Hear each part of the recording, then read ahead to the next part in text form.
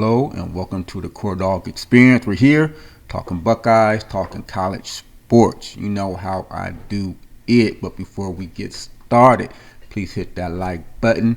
Please subscribe. Help a brother grow this thing out. Trying to do more here in 2024. With that said, let's jump into it. Let's get into it. Much better outcome. Much better game than what they put on last week. They actually looked like they wanted to play some football. They had nowhere to go but up after the Nebraska win. We got out of there for win. Good hostile environment. They had, even though they won, they manhood was challenged in that Nebraska game. They heard it all week long. How say this or how say that? Do they deserve the ranking? This is Nebraska we are talking about, who just got whooped by Indiana. And this is all y'all could do. So people were anxious to see how they were going to respond against Penn State. Now going into the game, even though it was in Happy Valley, I said it. I called it. Penn State may have been the perfect team despite their ranking, despite playing in Happy Valley. Because Penn State, they've always give us problems. They always give us fits, but they can never win the game. Penn State cannot beat us. Held the form over the weekend. Penn State could not beat us. 8th straight win for Ryan Day for Ohio State over Penn State. 8 straight. And I said Penn State is not the type of team that puts a lot of fear in me, because they're a predominantly running team. And if you're a predominantly running team, Ohio State has typically done well against those type of teams.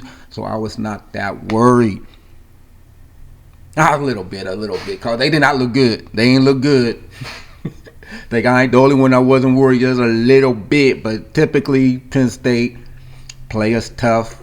Always seem to play us tough, but they always come up on the wrong side of those 1-point scores. I think most of them have been 1 possession scores, but Ohio State always manages to win. The other day in Happy Valley, it was no different. Ohio State got out of there for win, 20-13.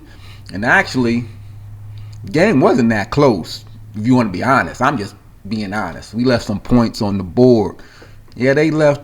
We had the even though they had the interception, but we left a lot of points on the board because basically Penn State could not move the ball. They couldn't move the ball.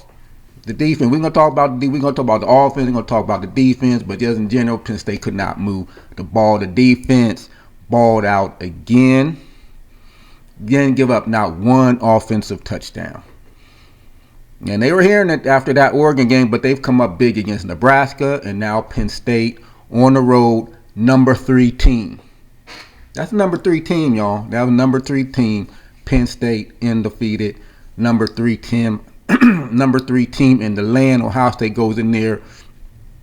Second time this year they had to go on the road to play the number 3 team in the land, and this time they come out with the win.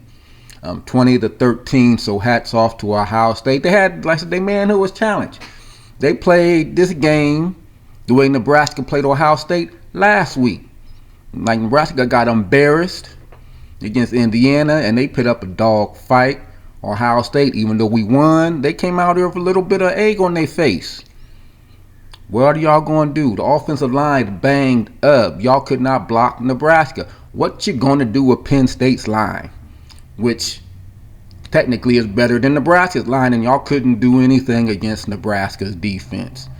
It was a terrible showing. We're lucky to get out of there for a win. Let's be honest. We were lucky to get out of that Nebraska game with a win. So a lot of folks were wondering what was going to happen against Penn State. And with that said, even though the ranking people had Ohio State favored by 3.5 points, despite how bad they look, they're still favored to go into Happy Valley and beat Penn State by 3.5 points. And daggone if they didn't go out and do it. Should have been by more. Should have been mine. We had the Will Smith fumble and Jeremiah Smith. We gonna get he slowed down on the I've been calling all year for Will Howard. If you're going to throw the deep ball, throw it deep. Your guys will run under it. I just said it last week. Throw it deep. Let your guys run under it. This time he threw it deep. Jeremiah. Hey, a freshman. He said, hey, Will Howard don't be throwing it deep, but guys slow down. The one time he slows down, that's the one time Will Howard throw the deep ball the way he's supposed to throw the deep ball. But they did what they needed to do. Should have been more points, little closer than what it needed to be. But you go in there, the Happy Valley, the number 3 team in the land, a little bit of role reversal. They got the W this time, as opposed to going home with a loss against the number 3 team on their field. Important on their field. Ohio State does it. Much needed win. Yeah. They could. Oh, it didn't start out good. It did not start out good. Penn State got off to the type of start you want to get off to if you at home playing against a top 5 matchup. They went down the field, kicked the early field goal. Will Howard's very first pass, he was locked in. I'm gonna get Jeremiah the ball. He was locked in. The defensive back, he fell out of his own coverage. Boom, pick 6. He read the play, read Will Howard's eyes. Boom, pick 6. And before you knew it, Ohio State was down 10-0 in Happy Valley on the road. You know, Will Howard was amped going into the game because he hadn't made no secret about it. Penn State did not recruit him. He wanted to go in there and do well. So you can imagine now it's the worst case scenario for Will Howard to have his very first pass go off for a pick 6, and you looking up at the scoreboard before you can even get before you know it, you down 10-0 against the number 3 team in their house. Fans are going crazy. The stadiums are going wild. It's like, oh man, what they going to do? Because you know stuff was creeping back in that Nebraska game, how we could not move the ball. It was creeping. Those doubts were creeping in. You know how social media was reacting. They was about to rip Howard a new one after that pick 6. But like he did in the Nebraska game when Nebraska went down and scored. Ohio State, what did they do? They get the ball back after being down 10-0, and they go right down the field and score to make it 10-7. Hush the crowd up just a little bit. That's what you do. You came out, you responded, made some good passes. You started to see a little bit of the O-line starting to open up a little bit of holes. And Ohio State, they went right back down the field and responded. Forced a punt. Ohio State going again. The third down call. Penn State had it stopped. But the dude going roll. I didn't know that was a penalty, but stepped right over him. Was it Cornell Tate or Brandon Ennis, whoever he stepped over. He stepped over one of the receivers' head. Automatic flag. Referee didn't waste no time. Like I didn't know that was a taunting penalty, but that's in the rule book. You do something like that, that's an automatic flag. Kept Ohio State's drive going, and before you know it, they down there and they scoring again. They scored again on the Brandon Ennis. Caught it in the flat and took it all the way in. 14-10. Ohio State never looked back, never relinquished the lead after that. And what was impressive about not only that drive following the taunting penalty, but that particular series of plays, Ohio State, just how deep they are at receiver, they had all their backup receivers in. Brandon Ennis, Bryson Rogers, Jaden Ballard, they were in there. Not the first, no Emeka, no Tate, no Jeremiah. Those are all the backup receivers were in there on a critical series, yo. And they went down there and scored. So that was just how deep the Ohio State receiving core is. When you compare that to what Penn State couldn't do with their receiver, I think their receiver had 2 or 3, maybe 4 receptions on the whole day. And you look at just the wealth of receivers Ohio State has, and it was just amazing.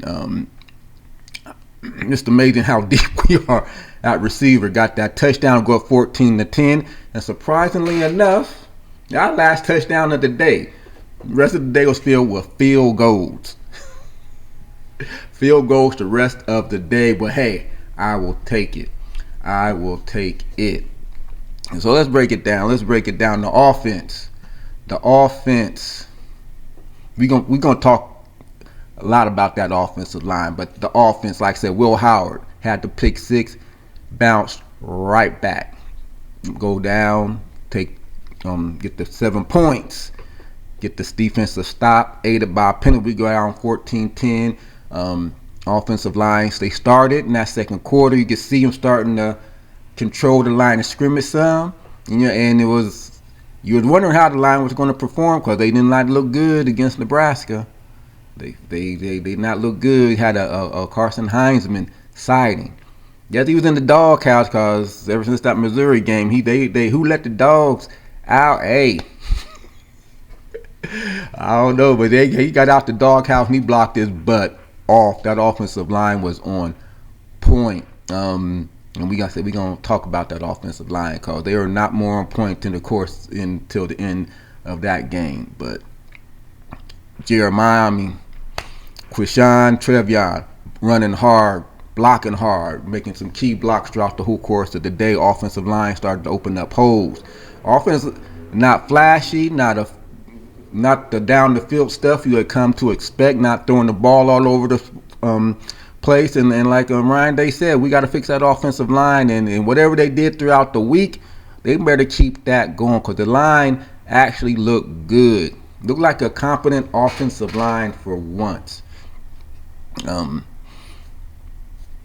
they needed to. Given like I said, had the fumble. Like I said, the score could have been a much worse. Will Howard had the fumble on literally the 1 yard line. Just unfortunate, it bounced right off his knee. The guy made a good play, stripped him. Normally, when it's in your outside hand, you're safe. But he's a quarterback, dual threat or not, running quarterback or not. He's a quarterback. He's not used to carrying the ball. The guy punched it just right, went out of bounds. And of course, the other play, Jeremiah slowed down on the route. And Will Howard missed him by just that much. But it is what it is. We could have easily had 28 points at the end of the day. Like I said, offense good. O-line good. We can talk about offense just a little bit more. But the defense, who was taking their share of criticism after that Oregon game.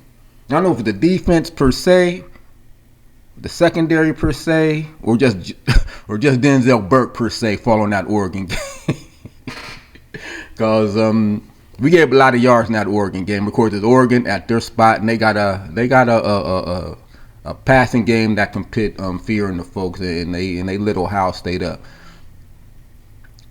Nebraska defense showed up some, did what they needed to do, got that goal line stand, and when the offense was struggling, the defense kept Ohio State in the game against Nebraska and ultimately won the game against Nebraska for their stout play. So I can understand after that Oregon game, but folks are still saying, well, it's Nebraska.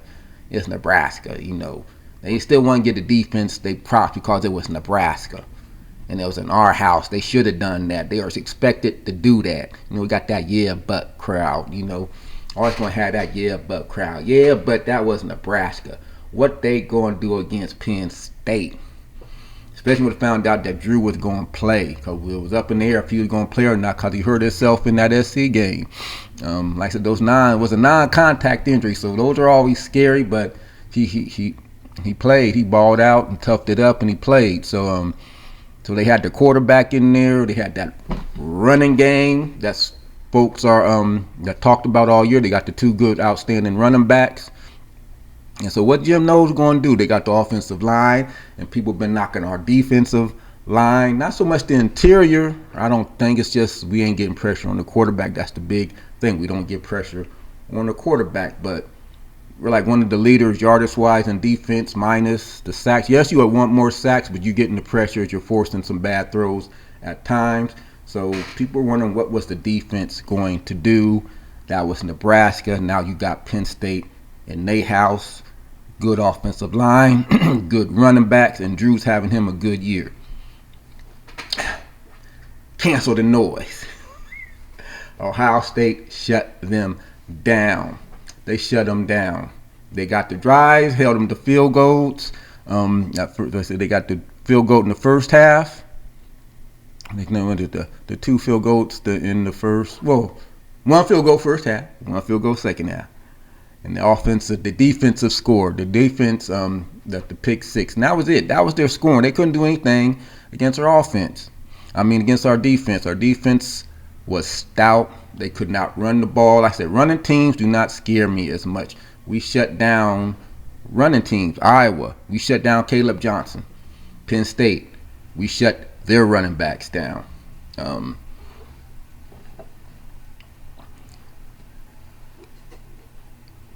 Shut them down.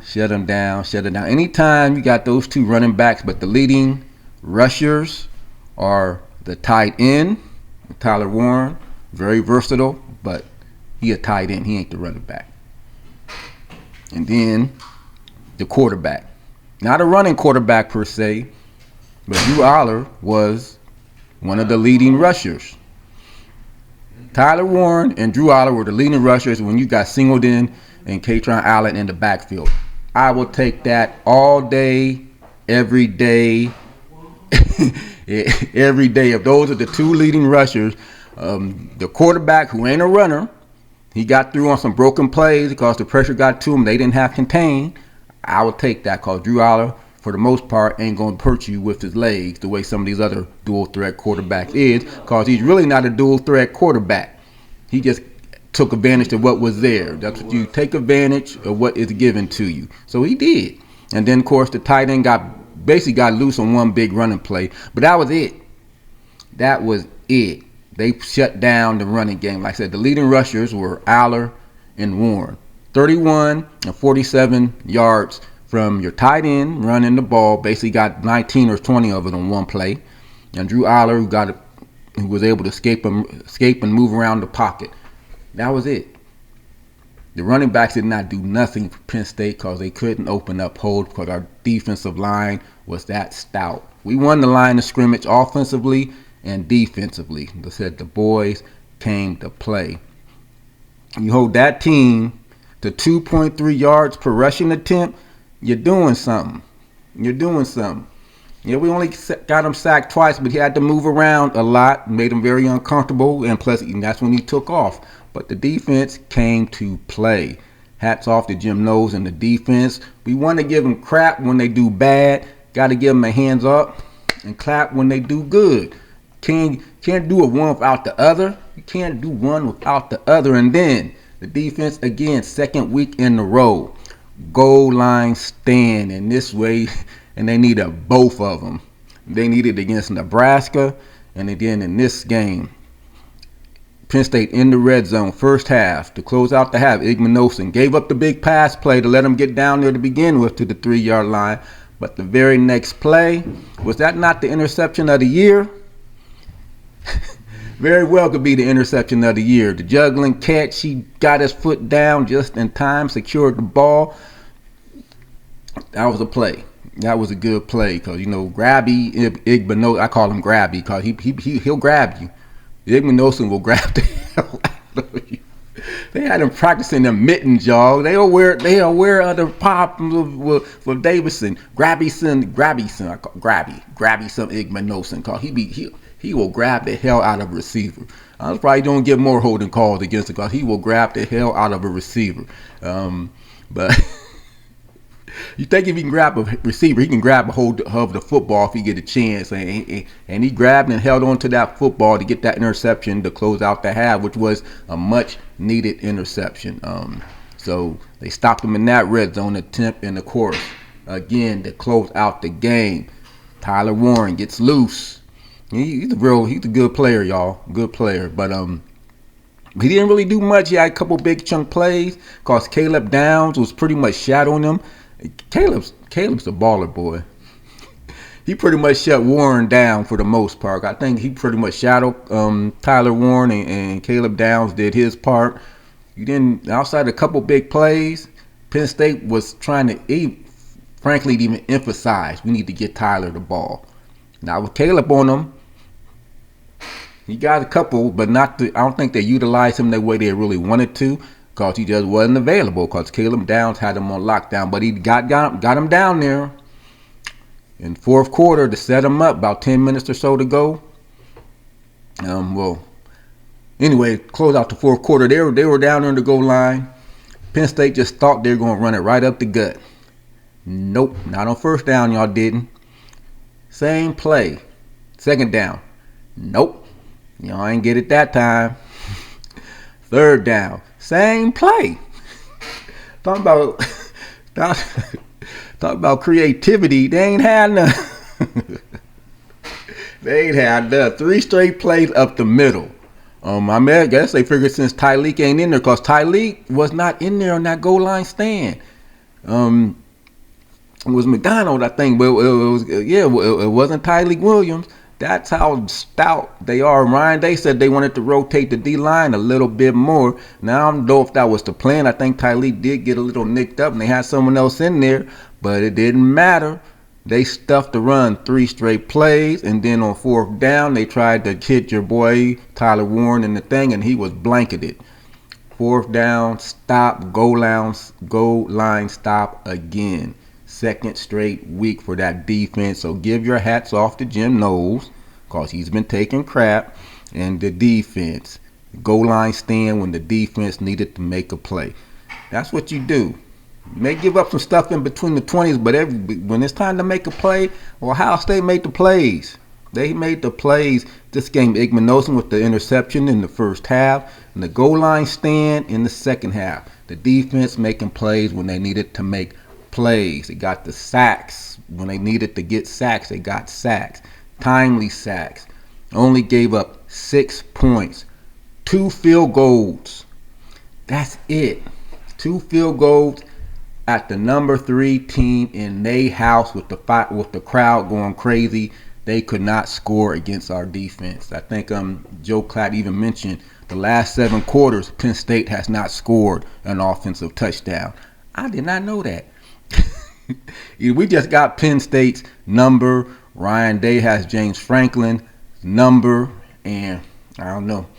It was amazing for that goal line stand, but still, a lot of time left on the clock.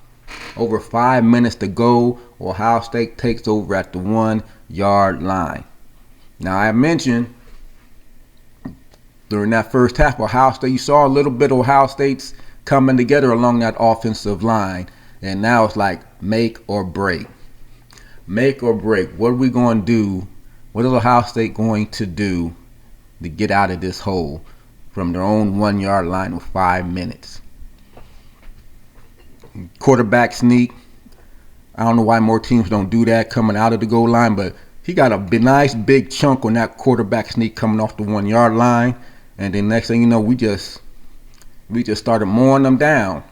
I think that first down we got against Penn State sort of took a little bit from them, took a little bit out of them. This took a little bit of the fight out of them, because they just started opening up holes, period. 5-minute drive, all runs from the 1-yard line, and you know what was impressive? Penn State knew it was coming and could not stop it. They knew it. They knew we were going to run the ball. When was the last time we could say that? They knew we were going to run the ball, and they could not stop it. You got to go all the way back to JT Barrett. Everybody knew JT would go run the ball. They could not stop him, period. That's what this felt like coming out of that, coming off that 1-yard line. Everyone knew Ohio State was going to run the ball. They could not stop it. They ran it to the left. To the left. They ran it to the left. Either Quinshawn or Trevion going to the left, or Howard on the keeper. And on those drives, we had some really good key offensive blocking, not only from the line, but from Juckins. Opened up Will Howard to get that final first down, I believe. And they were blocking their butts off. They were blocking their butts off. Helmet stickers. You don't get helmet stickers at offensive line. They all deserve them. They deserve them some helmet stickers. Offensive player of the game. Just O-line. Just say offensive line. Offensive line player of the game, because it was well deserved. And like Donovan Jackson said, what about Johnny Sutton? This is a quote of the day. He said we had to drop them nuts. Oh, I think everybody know what he meant when he said it too. He said we just had to drop our nuts, and that's what they did. Can't be no plainer than that. They dropped them nuts and they got off the goal line and ran it right down their guts, ran it right down their throats, all the way up to the midfield and they ran out the clock. And that's what you call clutch. Clutch. You go down 10-0, clutch. You come right back down to score. You get the goal line stop, clutch. 5-minute drive, all run to close out the clock. To close out the game. Clutch. You don't get no better than that. And like I said, the own 1-yard line, stadium going crazy. Everybody know you gonna run the ball. Everybody know, and you do this. You just gotta. We're gonna talk about how bad they were. Yeah, let's talk about how good that performance was and how clutch it was in that moment and that point in time. Like I said, offensive players of the game: Jackson, Heisman, getting out of the dog house. McLaughlin, Shabola, and Fryer, they played their butts off. And then shouts out, honorable mentions to the tight ends and to the running backs. Everybody, valiant effort blocking and doing what they needed to do to go into a tough, hostile environment and come out with the win. Ryan Day comes out with the win. That enough to shut some of y'all up? Ryan Day, top 5 win. He gets one on the road after nearly getting one early in the year, save for an offensive pass interference call. Speaking of offensive pass interference, wasn't that offensive pass interference on Igmanosa's interception? Dude pushed it right in the face, Mac. That was more egregious than what Jeremiah. Never mind. I ain't gonna go there. It probably helped him get the interception anyway. But Ryan Day, he gets a top 5 win on the road. Would I shut some of y'all up for a little bit? Just for a little bit?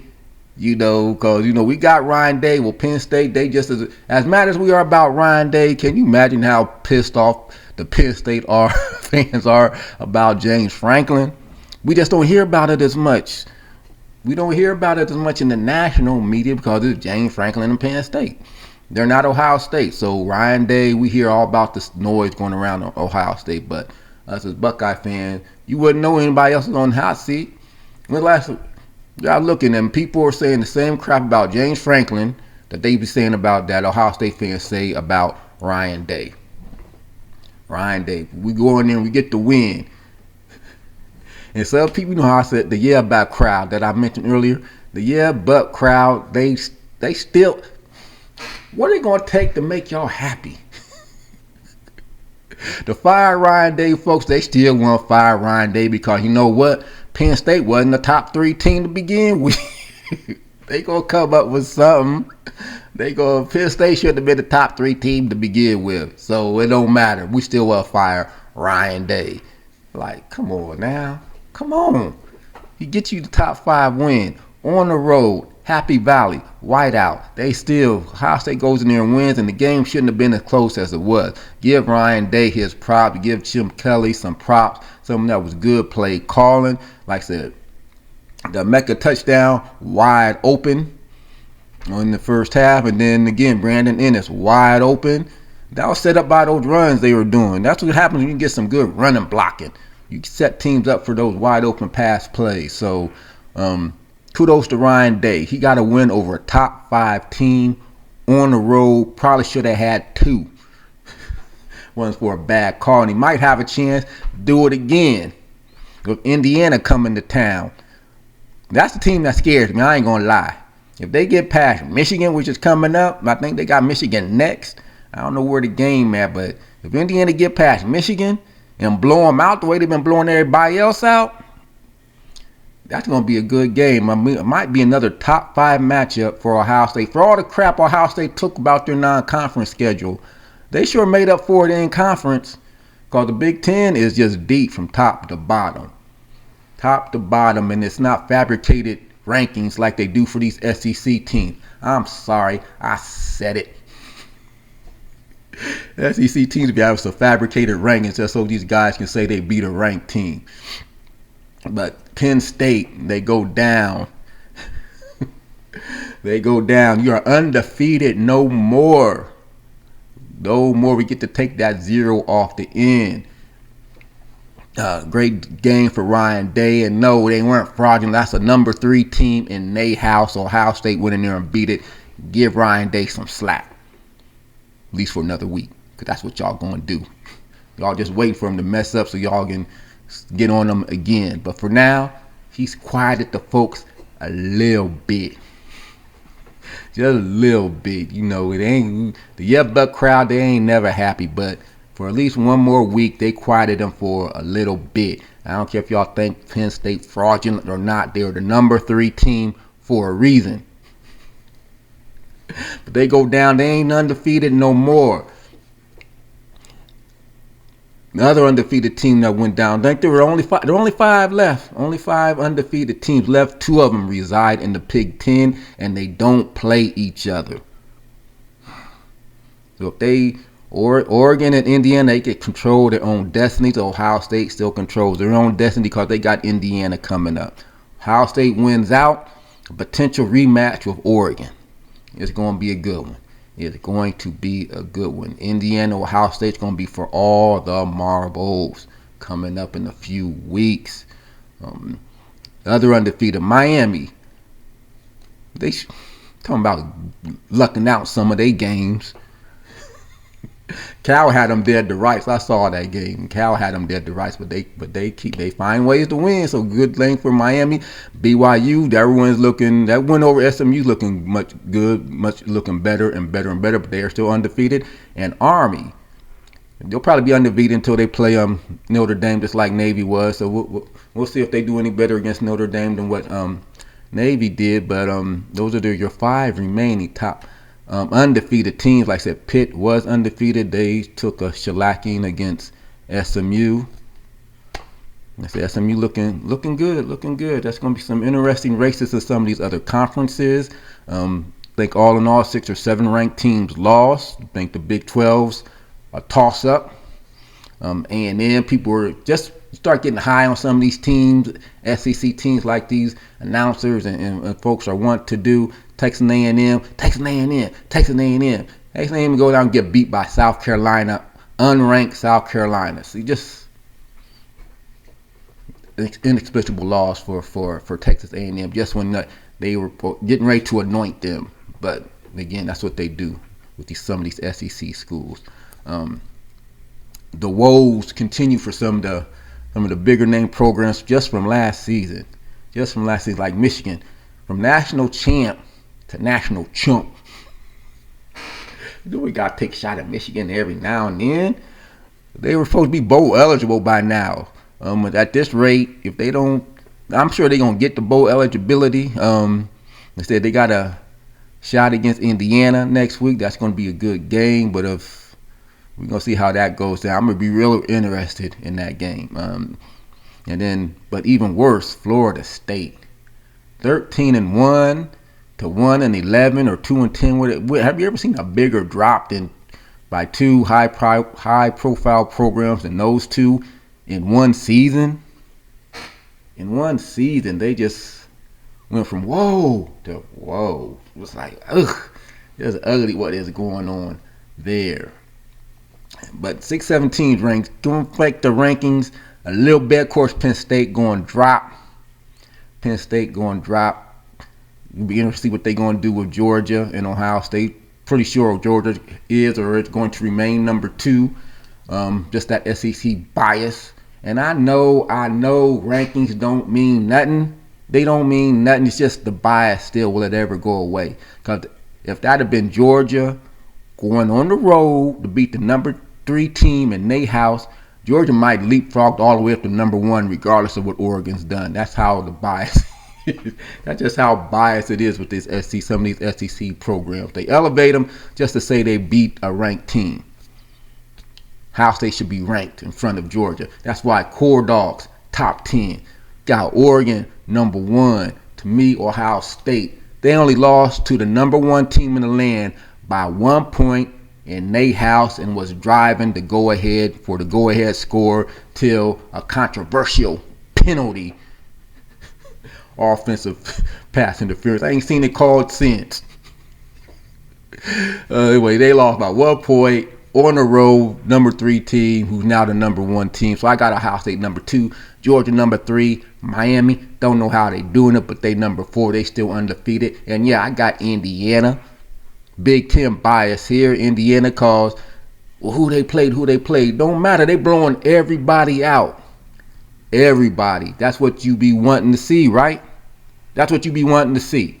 All right. How are they beating the folks that they supposed to beat in Indiana, blowing them out? Against Michigan State, first time all year they have trailed in a game and ended up winning that one going away. So yeah, I got Indiana clocking in at number 5. They are undefeated and they are looking good. Good offense, good defense. They are going to be a tough out, period. There's no reason why they shouldn't be in the top 5 team. Against some of these other schools, they got a loss. They got a loss. Texas got a loss. Penn State, I got them now number 7 with a loss. BYU's undefeated. Their biggest win so far is SMU, I believe. Then you got Tennessee at number 9 and Notre Dame hanging around at number 10. So some notable losses. You had Texas A&M going down, Clemson going down. Outside of Michigan, is there anyone you were more against than Clemson out of conference? Out of the Big Ten Conference? I love when Clemson loses. I just do. I don't know. It's just me. But that's Core Dog's top 10 following the weekend slate of games. Ohio State look good. They got to keep it going now. They have to keep it going because it seems like they play to the level of their competition, which could be a dangerous thing because you don't want to get in the habit of doing that. Like I said, Nebraska, blown out by Indiana. Ohio State, I don't know, took them lightly. I don't know, but there's no way that game should have been close. You know why? Because Nebraska turns around and loses at home to UCLA, who we know is just all right. How do you look that good against Ohio State and turn around and lose to UCLA? It's college. I don't know. They're young kids. I don't know. But I don't know how you say that. I don't know how that stuff happened, but they got Purdue coming up. Don't be laughing. Despite the season Purdue's having, we know what Purdue is capable of doing. Just ask Urban Meyer. I'm just saying because Purdue kept us from a national championship under Urban Meyer. Y'all worry about Michigan. It was Purdue that kept us from one of our national championships under Urban Meyer because Urban Meyer lost to those teams from time to time, something Ryan Day has yet to do. For all y'all want to fire Ryan Day and hype up Urban. Yeah, Urban got his national championship, but he should have had a couple more because Urban lost to some teams he had no business losing to. But that's a conversation for another day. So they got Purdue next. I hope they come ready to play. Hope they do not rest on their laurels. Come back, build on this, continue to get the offensive line going, and just build on it.